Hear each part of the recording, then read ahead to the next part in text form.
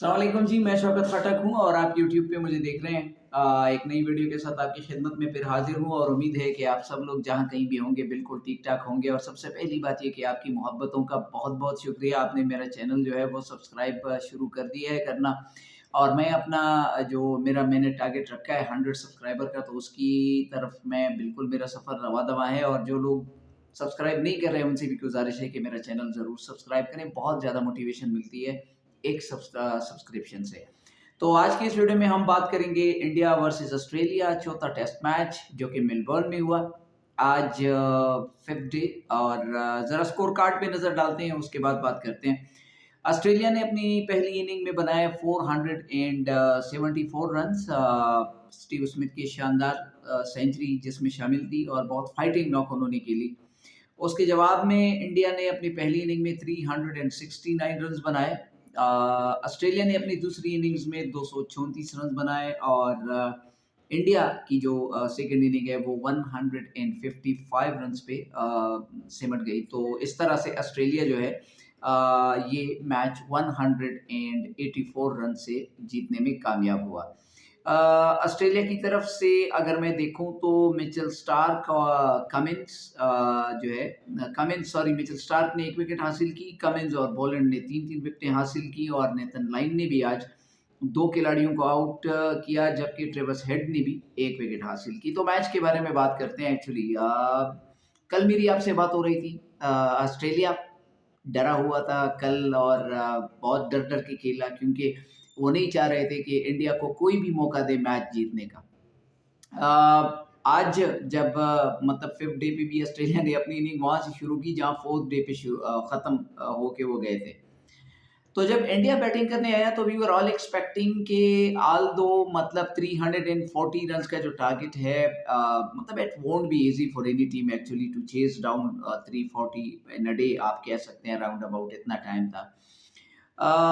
लेकिन इंडिया ने भी जिस तरह से अपनी इनिंग का आगाज़ किया तो यूजुअल पैटर्न हमने दोबारा देखा। जो रोहित शर्मा थे बहुत जल्दी गए, फिर उसके बाद केएल राहुल वो भी जल्दी गए, विराट कोहली जल्दी गए। तो जब आपके टॉप 5 में से आपके जो टॉप 3 हैं ना, वो जब अगर रन्स नहीं स्कोर कर रहे तो फिर बहुत ही मुश्किल होता है अब्रोड स्पेशली जाके जीतना। और this is what is happening with this Indian batting lineup. I mean they are not performing so simple. KL Rahul impressive लगे हैं थ्रू आउट द सीरीज, लेकिन कोई सब्सटेंशियल इनिंग नहीं खेल पाए। जायसवाल प्रॉब्ली अच्छे लगे हैं मुझे, जबरदस्त मतलब उन्होंने बैटिंग की आज भी और पहले टेस्ट मैच में भी उन्होंने सेंचुरी बनाई थी और मतलब ये कि ओवर एंड ऑल इस सीरीज में जायसवाल अच्छा खेल रहे हैं। But the real problem with India is कि अगर आपके टॉप ऑर्डर के जो 5-6 बैट्समैन हैं, तो अगर उनमें से मतलब सिर्फ एक ही बंदा रन्स करे, बाकी ना करे, तो मतलब एक बंदे से, मैंने जिस तरह कहता हूँ ना मैं कि एक बॉलर से टेस्ट मैचेस नहीं जीते जाते, इसी तरह से एक बैट्समैन की मदद से ना टेस्ट मैचेस नहीं मतलब आप नहीं जीत सकते ना। मतलब जो रिस्पॉन्सिबिलिटी है रन स्कोरिंग की वो शेयर करनी पड़ती है। कभी मतलब 2 बैट्समैनों ने रन्स किए, फिर 2 और ने किए, फिर 2 और ने, तो इस तरह रिस्पॉन्सिबिलिटी मतलब शेयर होनी चाहिए।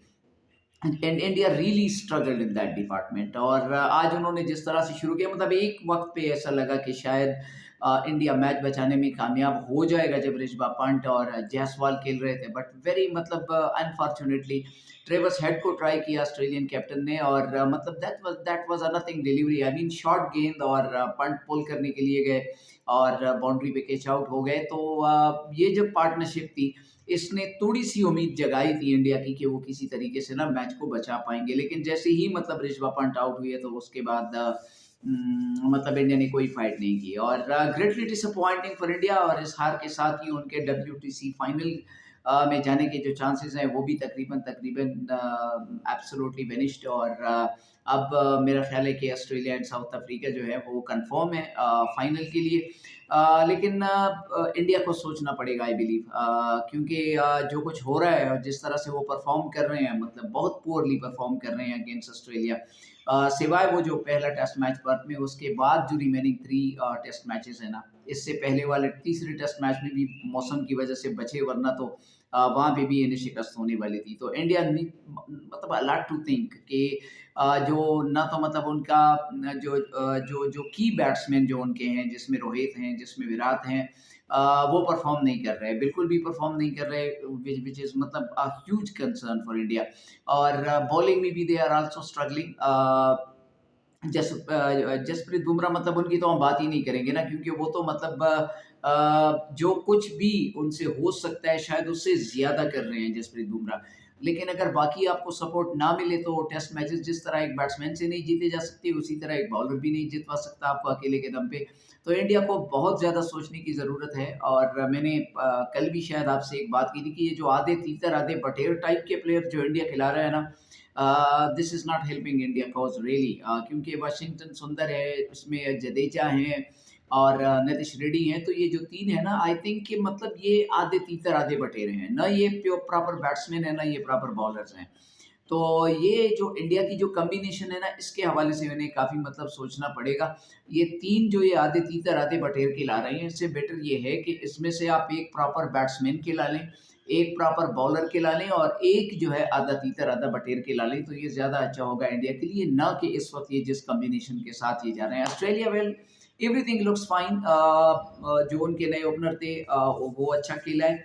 और बाकी मतलब इस बार ट्रेविस हेड इस टेस्ट मैच में कुछ नहीं कर पाए, लेकिन दूसरे जो बैट्समैन हैं उन्होंने मतलब ज़िम्मेदारी ली है। और encouraging thing for Australia is केला बचेन and Steve Smith both now they are really started to play well, और काफ़ी अरसे से आउट ऑफ फॉर्म थे और बॉलर्स तो मतलब उनके हैं ही कमाल के।